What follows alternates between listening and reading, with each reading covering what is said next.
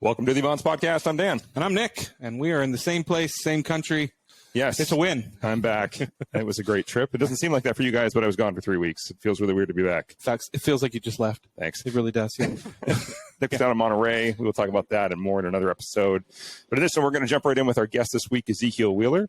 But before we introduce him, we've got our, as usual, Carter Automotive Group tip of the week, inspired by some traveling I did. Okay. So I had many rental cars. I had 2 rental cars. I had one in France, one in Iceland, and I put about 2,500 miles going in France. Oh. Yeah, and it's $9 a gallon. You can add that up. I was very, very happy to have my little Peugeot 208 with $9 a gallon. It depends where you go. It was more expensive in Italy when I went through there. Okay. And obviously in Monaco, I didn't fill up there. Iceland was over 10. Monaco was expensive. That's weird. Shocking, right? Yeah, you know? shocking. No, Yeah. I'm kidding. Yeah. Anyway, but one of the tip I wanted to bring in with this was one I actually got from the rental service and especially the rental guy at the office, and very happy with this. Flew into Toulouse, France. Picked up my good car. I went through a rental brokerage company, not directly, which saved me a ton of money. Okay, like Turo kind of thing? Or? No, it actually ended up being an Avis rent-a-car. But I went through a broker online, and they find you the best deal, and they did a great job. So super happy with that. Sort of like the old school travel agents. Yeah, okay, kind of. Excuse me. But the guy at the rental desk said, hey, make sure, because I told him I was ending up, I started in Toulouse, drove all over France, like all over the country, Italy, the Alps, everything. But he said, if you're going into Paris, he goes, they are notorious in Paris for being really, really picky on rental cars when you drive them all over the country because they get a lot of damage. He goes, when you take your photos of the rental car, which everybody should know at this point, if you get a rental car, take photos of it before so that you don't get claimed extra damage. But he said, take it with the rental company in the background. So when you look at your photos, nobody can say you took the photo of the damage after it happened. Oh. So when I walked around the car, he said, just get like a few photos with the damage. If you have major damage, make sure the rental company is shown in the background. Okay. So you can show where you picked. So when you pick the car and you look at the photos, they're like, oh, this was clearly here. We know exactly where this was when you took these photos and the time you took them. Yeah. Now, when I returned the car, no problem. I did have to show her some damage that wasn't reported on there, but it was all in all my photos. She's like, okay, cool. I mean, it was like a 5-minute ordeal. No big deal. But it saved the conversation because she knew right away that when I took the photo, it was right in front of the rental agency, just like he suggested, which saved me a lot of headache because they would have had to look into it. But because I was like so upfront with my photo, she's like, didn't even question anything on the car. She's like, yep, that works. No problem. Did the same thing in Iceland. They didn't give a crap. All those cars get torn up there. I can't wait to hear about Iceland. Yeah, but anyway, that's on the tip of my list. Yeah. Carter Automotive Group tip of the week. Make sure you take those photos of your rental car or any car you pick up that you're going to borrow. But yeah, have the rental agency in the background. Saves you a lot of headache, gets rid of the questions, lets people know you're honest ahead of time. Huh. So, learn something new. Yeah, thanks, Avis guy in Toulouse, France. Thanks, Avis guy, yeah. Well, our guest today is Zeke Wheeler. He's the president of Auto Conduct. I was so close to getting that right. Auto Connect. You should have just said my name. Down in Los Angeles, California. Yeah. Yeah, I know, right? It threw me off. Welcome to the Avants podcast. If you don't know, he's down in our new location down in Avants just launched down in LA, and we're going to try to work on getting some more guests from down there. So I think, is this one of our first ones, I think? Well, we've had a couple. Yeah, but we got more coming up. Well, the first one this week, and then we're only doing one this week. So he's number one this week. So we're going to go. Yeah, good save. So I'll take it. Welcome to the podcast. Thank you. I'm so excited to be here, and appreciate you guys coming down to LA. Been following you guys since day one, and I'll get into that later. But yeah. Pretty cool to have you guys here. And then, a little bit. I had to. Yeah, we'll get into that. Okay, that's fair. There are worse things. Give us a little bit of background. Like I said, I've done the normal stuff as far as going through the LinkedIn and things like that, and seeing, something that really popped up was car domain that Dan and I knew about. But give us a little bit of background on you. We always like to talk to our guests about, were you always the car guy? Growing up, I call it the Hot Wheels question. Like when you're growing up, did you have the 1,000 Hot Wheels running around your house? No, I had 1,000 airplanes running around my house.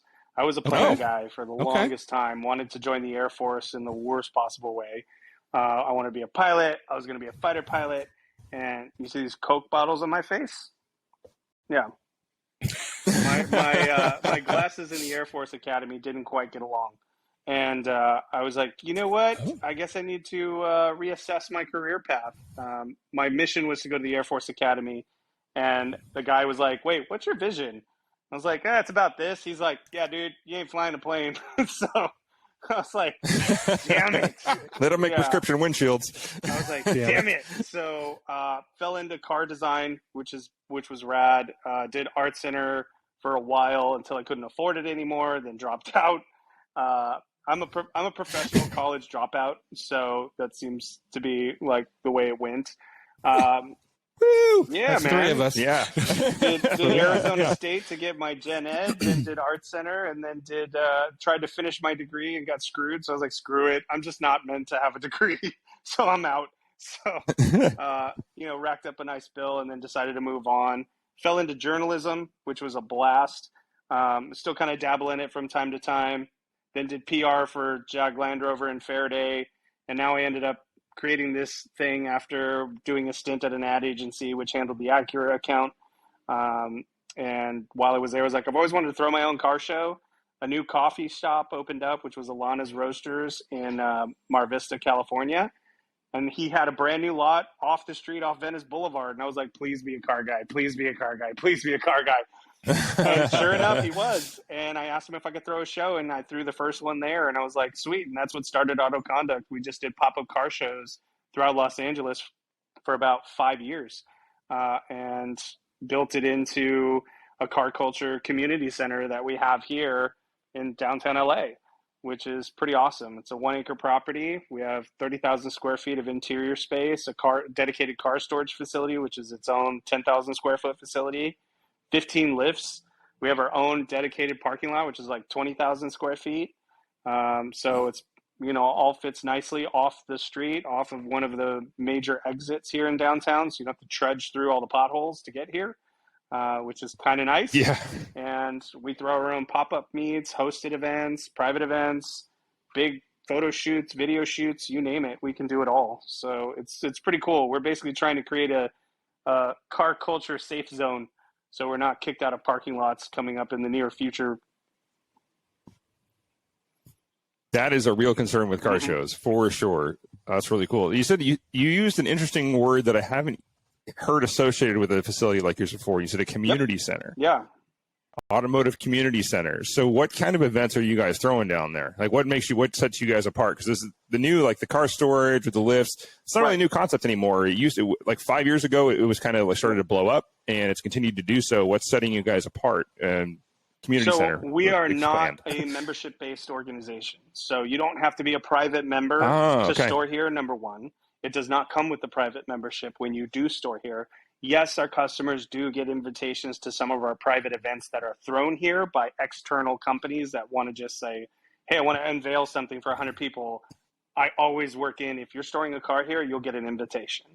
But any of the events that we host, any kind of car you want to put in here, as long as it's working, we can find room for you. And because my business partners own the property, we're able to offer more affordable car storage in downtown. And we are month-to-month based. So it's not long-term contracts. It's not you have to be here for 6 months minimum at a locked-in rate. We're fully insured, so we can cover certain cars up to a certain degree, and then your insurance takes over from there. But I've got guys from Ferraris to Honda Civics that are all stored here. So we want to make sure that the culture actually knows that there are spaces for them, and they don't feel like they have to meet a certain criteria in order to walk through the door. We're so much the opposite. I've got muscle cars, I've got lowriders, I've got exotics, I've got domestics, new, old, and all in between. So we just want to make sure that these places exist in the future for them. I think that's such an interesting concept because you don't see them altogether that much as far as car shows go. You see your lowrider shows, your muscle shows, and we all know the concept of the private, the garages in the United States and trying to apply for membership and things like that, which has its own benefits. We get that and things like that. So talk to me a little bit about a pop-up car show. Dan and I definitely come from a background. We helped run Exotics at Redmond Town Center here at Pacific Northwest for a long time, but we were in the same spot. But it sounds like you were kind of finding a place were you consistently having your car shows, and do you continue to have your car shows in the same place? We have them once a month, and we move them every month. So coming from a journalist background, I took the concept. I always wanted to run my own magazine, but let's face it, print is expensive. It's resource intensive. Journalists aren't cheap. Photographers aren't cheap. And at the time that I wanted to do it, they're like, oh, this is all dying. Nobody wants it. And now it's kind of had its own little resurgence, which is great. But at the time I was doing it, Yeah. no one was going to shake some money at it. So we said, okay, we know how to pull the right cars. We know how to find the right locations and set a backdrop because we had PR experience, we had ad experience, we had journalism experience, and then Instagram was like, where's the coolest spots we can go to get a unique photo? These kids aren't really going to organize their own meets to get a photo shoot done. So if we can pull the right cars and the right theme that had the highest probability of having the most diversity, then we would pull that together and pop it off. So for example, one show we did was at the Automobile Driving Museum here in El Segundo. But instead of just doing a hot rod or a JDM or whatever, we decided to do a theme based on paint and livery. So it didn't matter what genre it came from, if it was racing, if it was hot rod, if it was matte, if it was candy, if it was JDM, if it was rare, whatever, you could bring it out and show us. And we saw everything from Candy Flake to Lowrider, all of it. And the 5 cars, that's what we stuck to. We tried to stick to 5 cars minimum that were the hook and basically became the feature vehicles that people wanted to come see or wanted to get close or have an interaction with. Because when you go to these large cars and coffees, you couldn't really interact with the owner because they would go off and grab a coffee. There were thousands of people around, hundreds of cars. Were you going to wait a half an hour and an hour to talk to the owner? It was really difficult. So we condensed that and distilled that concept into these mobile, more frequent things like you would pick up a magazine. Instead, we threw a car show every month at new locations, day or night. And then if we used the same location, we had to make sure it was at a different time of day, because then the vibe was completely different. So if we'd already done a morning event, we would do a night event. If we'd already done a Sunday event, we would do a Thursday event, but with food or something else, just to offer another level or a layer of an experience for people to say, oh, that was interesting or different, or it had a different view, or the lighting was taken into consideration. So we always try to like look at it just a little bit different every time. It's such an artistic approach. I love it. Yeah. I mean, it's amazing, coming from the background of just going, yep, we're having a car show. Everybody is welcome. Everybody stays in their groups, but nobody talks to each other, which is like a high school dance. Everybody's on one side of the thing, which is great. Everybody knows each other. But I mean, Dan and I have always been the guys that are like, I'm going over there. I'm going to go talk to them. And I want to know, I think that's such an interesting idea. The sub idea of having a paint or livery show. That's just such, you get everything. You get patina, you get, like you said, and especially in Southern California. I mean, you brought these up several times, but it's something that I absolutely love is the lowrider community. Oh, yeah. I think they are some of the most intricate, cool cars. And I mean, and the fact that they can jump off the ground is pretty cool too. I just want 70s barbarians right on now. vans. Oh, everybody. Yeah, they're a blast. Okay. It's a lowrider mini truck with a fully dancing bed and everything. And see? But we have That's that cool next to 2 completely stock EG Civics. So, we'll take it all. But I'm still with Dan. I want to see like Thor on the side of a van, a brown van probably. Yeah, with lightning. 70s. With lightning. Yeah, absolutely. Yeah, absolutely. Yeah, that's one thing I miss about California car culture down there is you have so much variety and so much out there. We get a lot of nice cars, Pacific Northwest. Don't get me wrong, but it rains a lot, so we don't get the same open variety. I guess tends to be I don't know how to describe it. It's not as diverse of a variety here. Tech money tends to buy the same things. Yeah, I'm just saying. Somebody's sitting there desk going, "You bought one of those? I bought one of those too." Porsche. Yeah, so yeah, nice. What are you driving anyway? Oh, let's see. I have my daily is a 2018 Alfa Giulia Q2 Lusso, which I love. I absolutely love that car. Whoever spec'd it out before me, I did not buy it new, but whoever spec'd it out before me.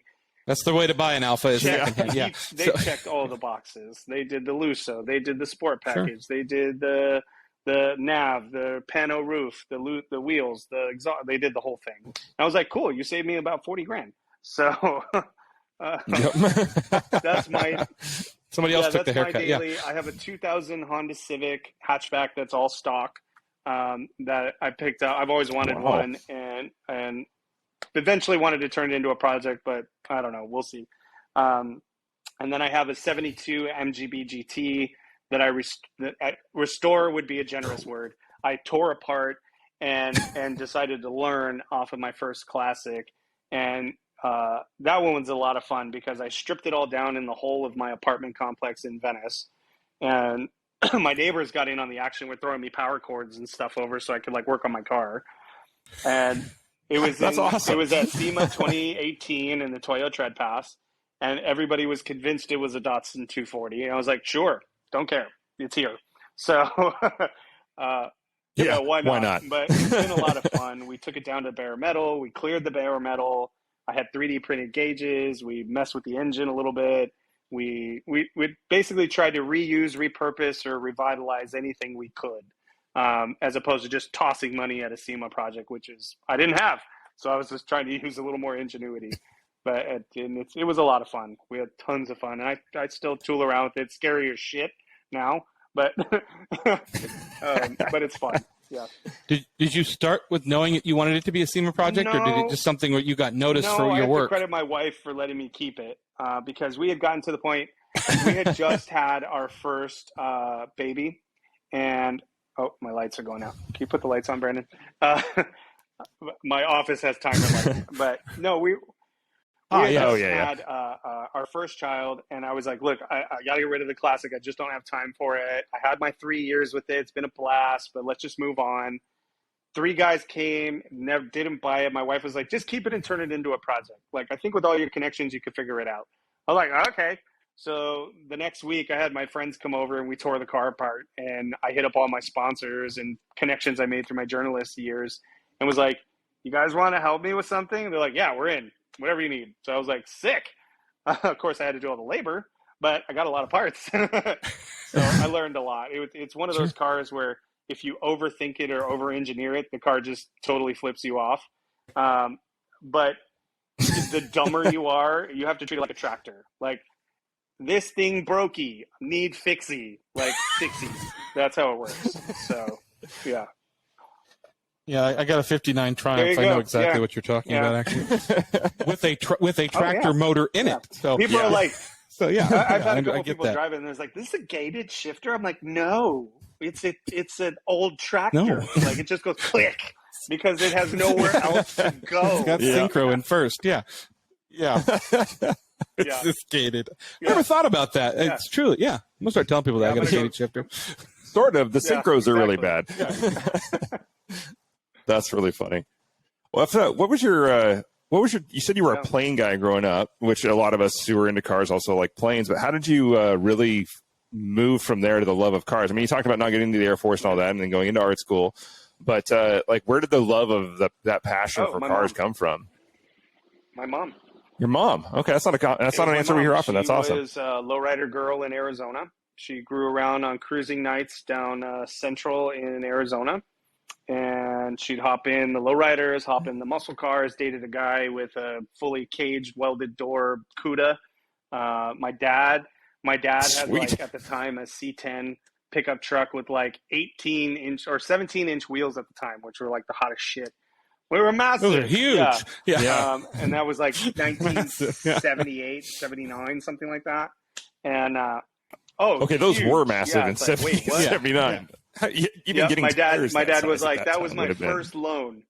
It's like I went to the bank, got a loan for wheels, and put it on my pickup truck. I'm still looking for pictures of that truck.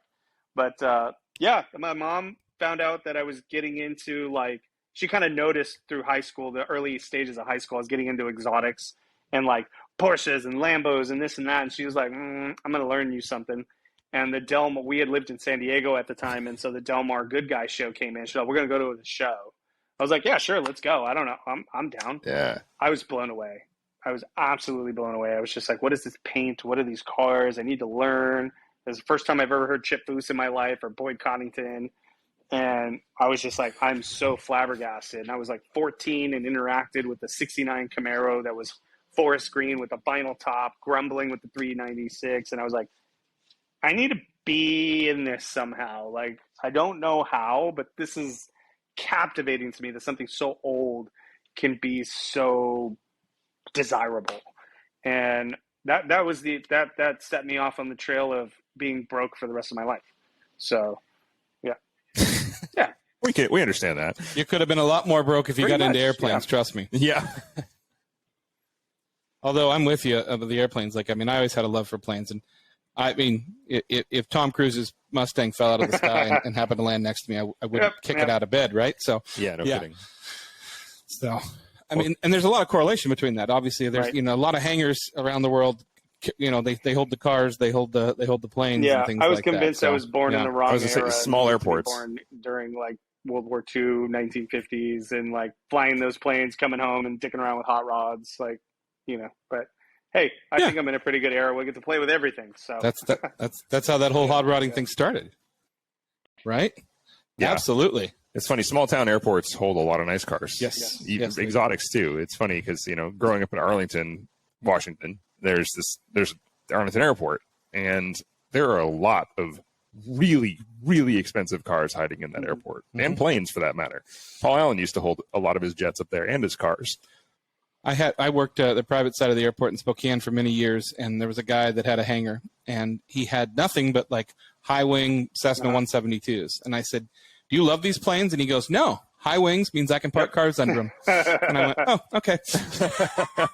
You'll meet Okay, a that lot makes of sense. pilots who are very, very practical and dry, and it's the best thing on the planet because there's no bullshit, and it's awesome, and they take care of their shit. So Absolutely. Yeah. The nice thing about getting into cars now, though, classic cars now, is the technology is moving so fast to the classics. We're seeing more, and I don't just mean resto mod. I mean like replacement and upgrade. Like when you buy new suspension parts for an old car, they're light years ahead of the old stuff. Yeah. The tires better, the brakes. Even if you don't do a full resto mod, you end up with a better car just maintaining it because all of the rubber bushings work better. All of the steel is better. Yeah. So, I always tell people when they're working on cars, and they're like, "Well, what's the best part I could buy for this car?" I was like, "Anything." I was like, because you have to remember that anything. You're buying a part now that was the cutting edge technology of the highest supercar or the highest priced car you could get of the era. And now that technology is available for $9.99. And I was like, so translate that plus the improvements, because we can get things faster. You can almost buy anything and be satisfied with it. That's crazy to me. I mean, my number one trickle down story in company was when we was a young kid in the early 90s, and the supercars were coming out with the red taillights and clear backring, and then APC came out, and you could put those in your Civic, and you could put them in your. And, I mean, you couldn't keep them on the shelf. I mean, but and then I was going to say, absolutely, the IS taillights too. So gotta have those Altezas. That's funny.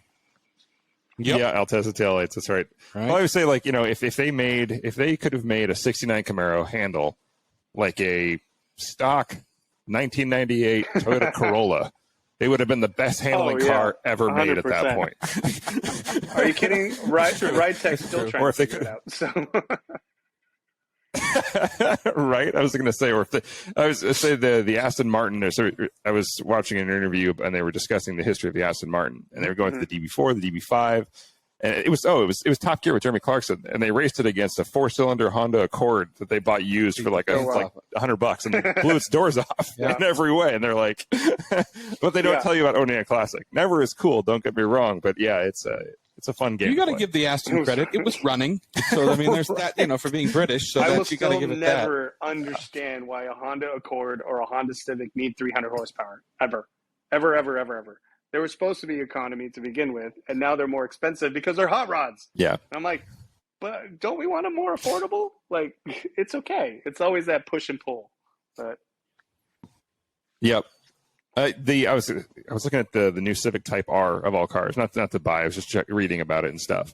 I can't believe how friggin' fast a Civic Type R is now. Yeah, yep. Like it's not slow by anybody's standards. It's a fast car.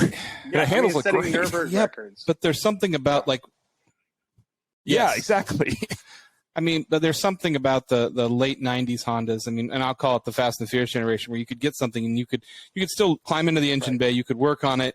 You could go to AEM and get a controller. I mean, but now I feel like if I open the hood on a Civic Type R, I don't know if I'd want to touch it, because it's just there's so many electronics and sensors. I mean, well, and it's extremely fine tuned. Yeah. Like you don't actually really need to mod that car. We've kind of, in a good way, gotten past that need to mod phase where you really do. Like if you had a car that you wanted to make some decent power out of, it was a pretty big endeavor to get some real power out of it, even by 90s standards. And now it's like, no, unless you want it to sound a little different, you don't actually really want to touch it. It runs great. Yeah.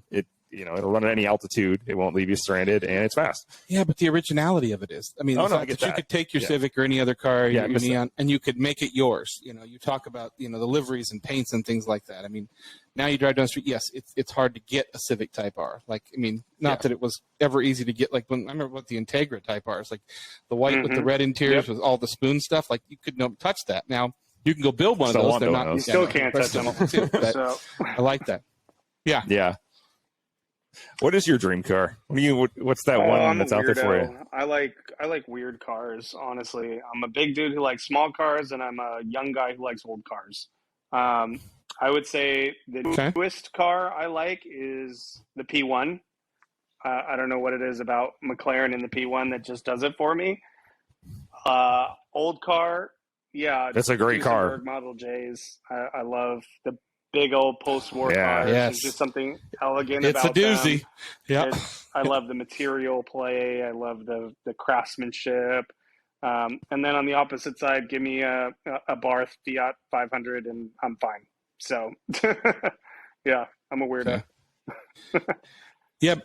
The classics of the Duesenbergs and the Packards and stuff and the Coachwork, and the fact that you bought a car and then you went to somebody and you told them what you wanted, and the, exclusivity in the woods and the patterns and things like that, because you were driven in those cars. You look at some of those. I mean, I've said it before. It's a doozy. Yeah. Like there's a reason for that. It's the classic stuff. It takes a lot more. And I'm seeing that a lot of those cars, the younger generation doesn't get it because they're looking at it going, well, if I have wealth and I have a place to keep my cars and I put a Duesenberg in there, it's going to take up the place of 4 cars or 3 cars, and space-wise. And so maybe that'll bring the price of some of those down and we can acquire some of them. Well, I think they're going to go through the dip and just come back again. Yeah. It'll always be like a Monet. Yep. It really will. True. Like there's a time and a place for those collectors, and then they come back around again, and they're just worth more. It just takes one documentary and your price goes up 50%. So. Yep. Yeah. What we need now is the people to go to school and work on them. That's the craftsmanships and things like that. And then, it'll just make them more valuable, though. Yeah. No, I know. I need somebody. Yeah. No, I mean, like the fact that there's not the fewer people there are to work on them, the more valuable they will become. Okay. So we need some more of it. It's cyclical. So, yeah. No, it's funny you mentioned the Fiat Abarth, the 500. When I was driving around France, I had a lengthy conversation with my girlfriend at the time about what's the perfect car here, because it's not what you think it is. In the U.S., we have massive roads and anything fits on them, and you can pretty much drive a GT3 RS down the road anywhere and it's fine. You have tons of room, it's easy to park. Even unless you're like parking in downtown New York at 5 p.m., you're not going to have trouble parking that car anywhere in the U.S. period. There it's like, okay, the maximum size car I would want to daily drive, like even an exotic, we're like, given the choice of anything on the road, I'm like Golf R, RS3, that's about it. And a Fiat Abarth 500, especially, it's like you don't have the room to open it up without massive speeding tickets. So I remember when they came here, everybody was parking them nose into the curb because you could. You didn't have to parallel park them. You could just go nose in. So, yeah. They're great cars. I mean, I wonderful had track one cars, and unless you roll off the track. It. I met my wife in it, and they're fun. Our first date was really funny because I had it lowered and a little custom and stuff like that, and I picked her up for our first date, and we're cruising around Santa Monica looking for parking to go to dinner. And I look over, and you can just see on her face, like, if I don't park this fucking car soon, I'm done with this dude. Yeah. Date's over real quickly. Like, parking. And then it's done. Yeah. I was like, a bar saves the day. Fast, but it was about to end fast. So, yeah. Well, she lets you keep the car, so she's got to be enrolled in the car world a little bit as well. She has been adopted, and I get photos every now and again, like, check this out, blah, blah, blah, and she's diving into a little bit more of what she likes, what she doesn't like. It's like we're on a Bronco hunt or something that has a removable top. So I'm like, oh, okay, so we'll go down that rabbit hole and see what would come out. But I'm so bad with cars. Like I almost exchange cars every year. Because Everyone's like, why don't you just keep something? Okay. And I'm like, It's a good there's too thing. many things out there I want to experience. Like, Dan. I want to drive them all. Yeah, Exactly. My company That. motto is literally drive all things. So it's like we need to stick to that. I can't live this without. I mean, I know Avants is drive everything. So yeah. Of everything I was going to say, what a perfect match. This goes back to my original story of why I know about you guys. Yeah. I was going to ask you that. I was doing research on auto conduct, and I was like, ooh, drive everything would be a great tagline. This was 6 years ago. And I started looking on Instagram, and I saw Avants in Seattle, drive everything. And you guys have done a few meets at the time. And I was like, do I try to leapfrog, or do I just see where they're going to take it? And I was like, you know what? I'm going to see where they're going to take it. I'm going to come up with something else. We did drive all things. I was like, whatever. And we just stuck with it. So it's funny that we can do that. I just got mooned by my friend. So Well, best face forward. I have wonderful ash cheeks on my glass now. So well, that's fun awesome. to clean. What are friends for? Yeah. I want to, not knowing that much about LA, I want to talk about a little bit about where you're located in the Los Angeles Art District, and they call it the AC Arcade, correct? We call it auto conduct. People didn't latch on to the arcade, so we're leaving that behind. So okay, sticking to the classics. Fair enough. But tell us a little bit about this district a little bit, and so we can know how you created this culture there. The property came up through my partners who kind of like accumulated the land. And it was kind of sitting for a little bit, and they were trying to figure out what to do with it. They had a lot of retail experience, a lot of like commercial experience for like companies and things like that. And they were kind of over the insert 3 to 5 year tenant year model. And I was going to come in on as a consultant about how to do integrate car culture, because cars always draw nice crowds. They're loyal to consistent destinations that offer different levels of things.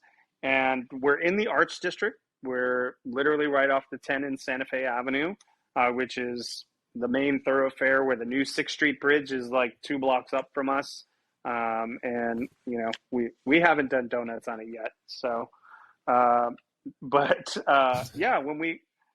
Yeah. This location is ideal because we're literally in the center part of LA, which allows us to have access to Orange County cars that want to come out, East LA cars that want to come out, West Side or South Bay or San Gabriel Valleys from the north. So we get all these pockets of people that have us as a driving destination, which is a lot of fun. And it gives us the opportunity to really kind of be flexible, learn about our space, because it's a big property, and which is great to have, but it's also a great problem because you got to fill it and you got to figure out how to make it experiential.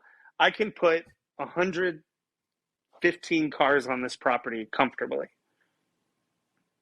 When you have that kind of problem with a lot of buildings, 2 people per car, you're looking at 200-300 people, they could get lost and it looks like nobody showed up. So we really have to learn to adapt and make it intimate and make it less of a like daunting, like, oh my God, there's more and there's more and there's more and there's more. Because we want people to feel like they're walking away with an experience and not necessarily like a hole in the wall. So it's an interesting challenge to have. My team is great when it comes to like parking the cars. We learn something new every time when we do roll-ins. We learn something new when we have a new vendor come in and we want to move lifts around to kind of display cars a certain way, or park cars in the lot, or vendors. Working with vendors is daunting and crazy. The permitting process in Los Angeles can be a pain in the ass, but luckily the guys that work with us, they're all car guys, so they love it. So it helps keep the events going. We tried ticketed events, which is always fun, just to kind of add another level of value to the experience, where we can bring in more production, we can bring in more lighting, we can bring in more food vendors, we can bring in more clothing or apparel vendors or brands like OEMs that want to show off a new car, or shops that are trying to showcase their newest vehicles, or like what we did with Avants, where you can come in for a tech session and learn how these cars are built, or possibly order one, or who knows what.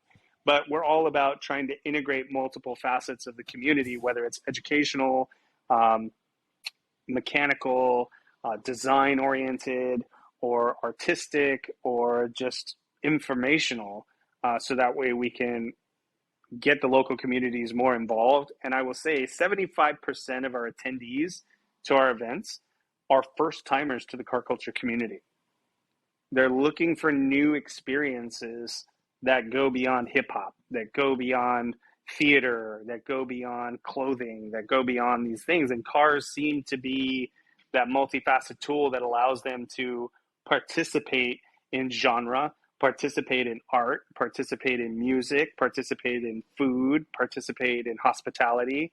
And we see what we're creating here as like an incubator, so we can pick elements up and take it to different destinations across the country to integrate with those communities and give them the vitality of what their car club and culture needs in order to thread the needle, and not necessarily be another Cars and Coffee. Because let's face it, we're all going to get sick of coffee. We're all going to get kicked out of the parking lots. We're all going to get sick of just looking across for 2 hours or waking up at 5 in the morning to go somewhere. We're eventually just going to want to know that there is a place I can go. I can drive there safely. I will make new friends, or I will have a fun experience. And that's pretty much what we stand for. I really like the all-inclusivity side of things, because I think, we see it all, the work we've done with exotics, and the fact that they tend to exclude a lot of people. And that's just, Dan and I have run a few rallies, and the most success we've had is when we stop at a car wash and we let people look at the cars, and it's all kinds of cars, and we get stuff from that. So I think that's very important. And I think we've also seen, as far as inclusivity, a huge rise in female race car drivers and mechanics and things like that, which is a really cool thing to see. That they've always been there, but I think they're being recognized now, which is important. And we're not pandering. Yeah. There's no more pandering in the car community. It's like, no, you're here because you get it. Yeah. There's something about the car culture when you get it, everybody falls in love with the persona and the aura that you bring into it. You can be from any political background, any religious background, any type of upbringing or ethnical background or sexuality, and you start talking cars, boom, shields are down, period. I don't give a shit about anything else that's happening in your life.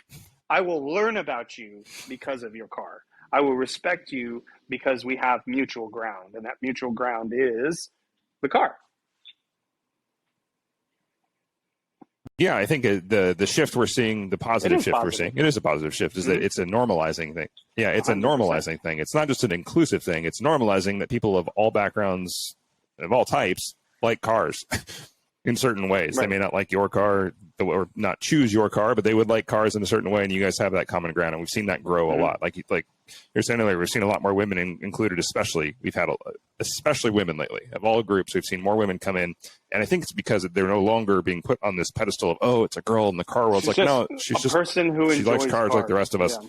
She's just a person who likes cars. Yeah, and I think that is what is welcoming, because that whether you there was that, it was kind of controversial. We're talking to Verena Mai about that, how like when she got into drifting, and it was like she had a really difficult time moving from the image of being a model and being taken seriously as a driver. And she's a great driver, and she's really into cars, and she's a great car person, and that's it. Like, but it was like she was talking about how it was actually difficult at the time to make that transition and get people to take her seriously.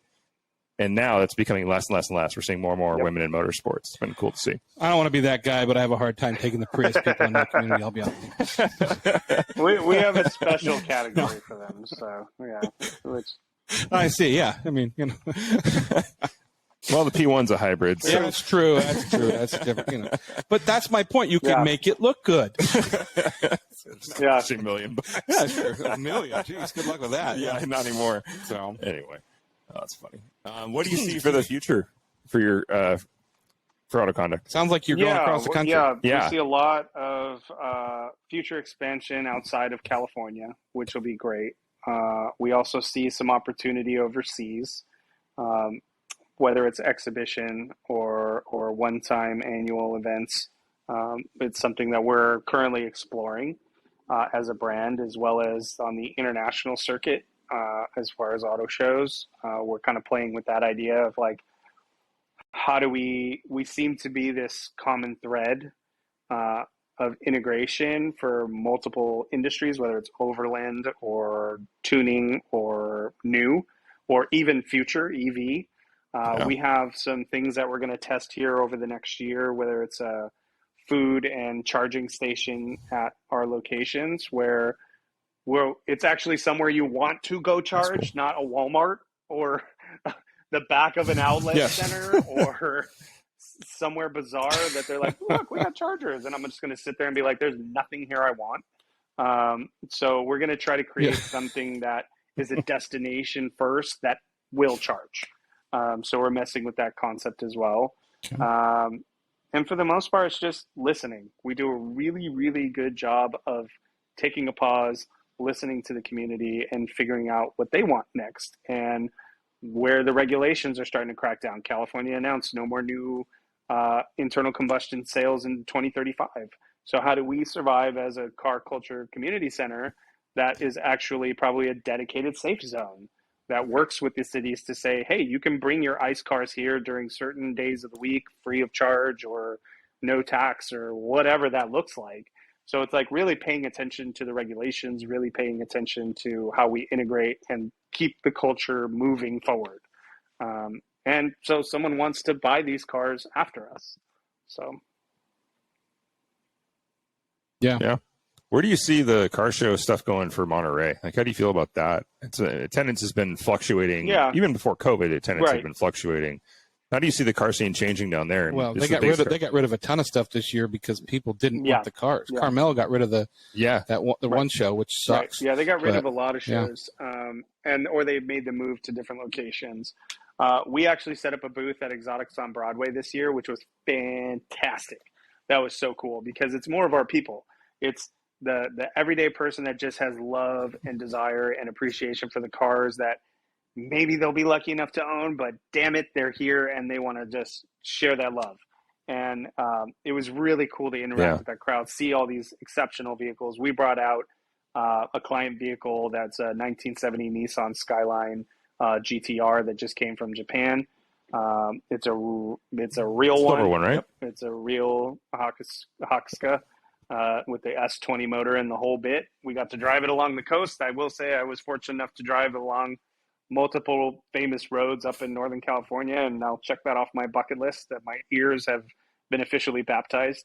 So it was pretty rad. I mean, it's such a great experience. As far as what Monterey needs to change, I might be a little controversial in this, but they need to stop acting like a quinceañera and start acting like a luxury freaking brand. Stop hiring local house bands to play your top 40 hits. I'm not here for a wedding reception. I'm here for an experience. And if in your portfolio of celebrity advocates, you can't get them to show up to Monterey and perform or integrate as a celebrity act or hire somebody to like blow the doors off and bring Jay-Z or Beyonce to flex, what the fuck are we doing here?